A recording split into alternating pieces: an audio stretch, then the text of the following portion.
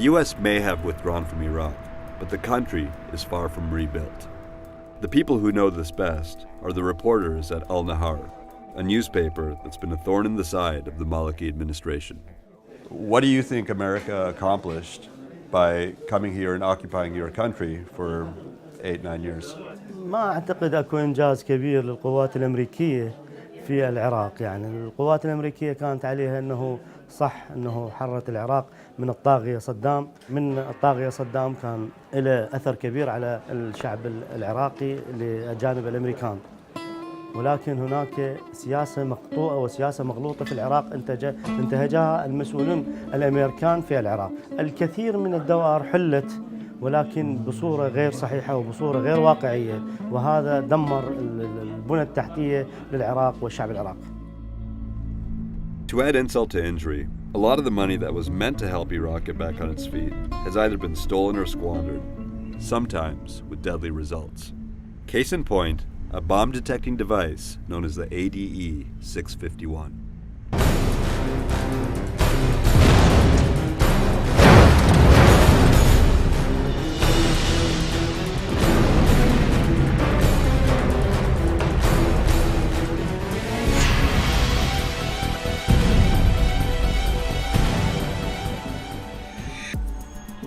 While passing through the various checkpoints, we kept seeing the military using these little magic wands that are supposed to detect explosives.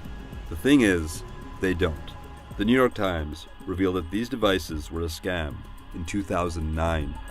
And yet, more than 3 years later, the military was still relying on them to detect bombs being brought into Baghdad. No wonder so many people were getting killed. يحمل 10 كارت، في كارت سلاح C4، كارت متفجرات. أشر الآية على الجهة اليسرى، يعني السيارة بها ما سلاح أما مقعدة. Now with these units being sold to the Iraqis at up to $60,000 each, you'd expect a little production value. But instead, they're a cheap piece of plastic with an AM/FM radio antenna on it and no power supply. The cards they speak of, the ones that supposedly calibrate the device to detect different types of explosives, are little more than business cards with words like C4 written on them. هو هذا الجهاز يعني شكل نوع من أنواع الهواجس الأمنية لدينا. الجهاز لم يكن موفقا حينما جيء به إلى العراق. ليست لهذا الجهاز تلك القدرة حتى أن المواطنين يعني نتيجة الحملة الإعلامية ضد هذا الجهاز. The wands are the invention of Jim McCormick, a British businessman who sold them to the Iraqi government for a total of $85 million, promising that they would save lives. But what they did was the exact opposite. They allowed bombs to slip past checkpoints while making McCormick rich. But the most insane part of this story is that in spite of the obvious uselessness of the device, and in spite of the arrest and trial of Jim McCormick, the Iraqi military and police are still using them at every checkpoint in the city. نسبة الفعالية مالته ما انطيك ماكسيمم، يعني 40%، 35 30%، لكن لو تفعل المفارز او السيطرات مداخل المناطق او المحافظات بنوعين من الكلاب اللي هي فئة الكينان، الكلاب البوليسية، اقدر اجزم لك واقول لك انه تقريبا نسبة الأمان تكون 80 او 90% من ناحية المدخل. الكلاب البوليسية ونشرها في كل الأماكن يصبح الأمر صعب للغاية، لأن الكلاب البوليسية تؤخر حركة المواطنين بشكل كبير، فلذلك يعتمد بالدرجة الأولى على هذا الجهاز كجزء من منظومة التفتيش في السيطرات.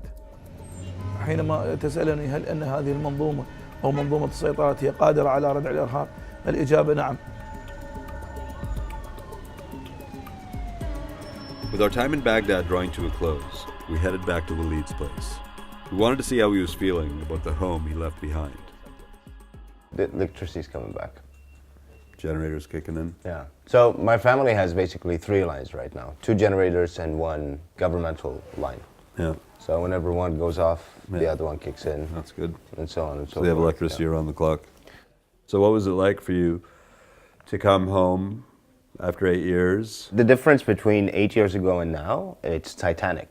The city is in this complete state of sterile living. Everybody's trying to keep it together, but nothing is together. I don't think Iraq found its comfortable middle ground yet, because the city still exists within two extremes.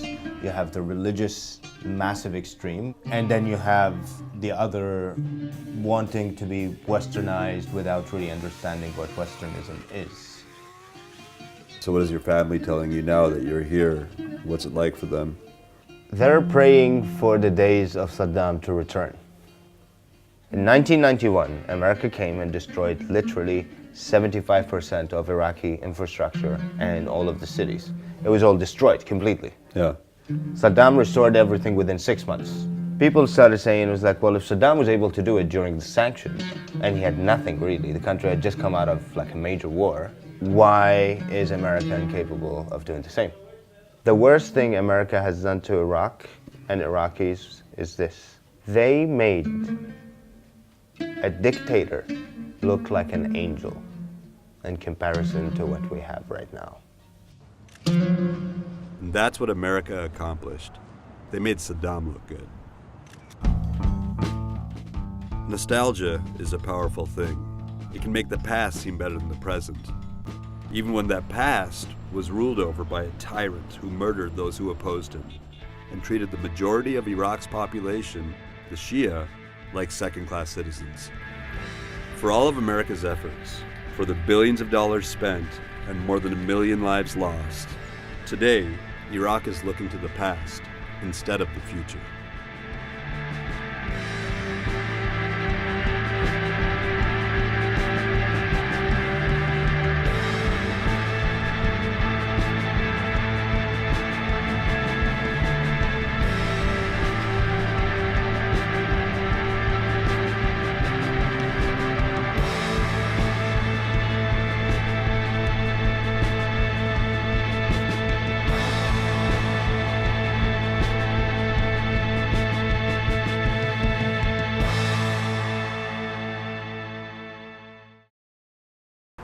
今回の映像いかがでしたか？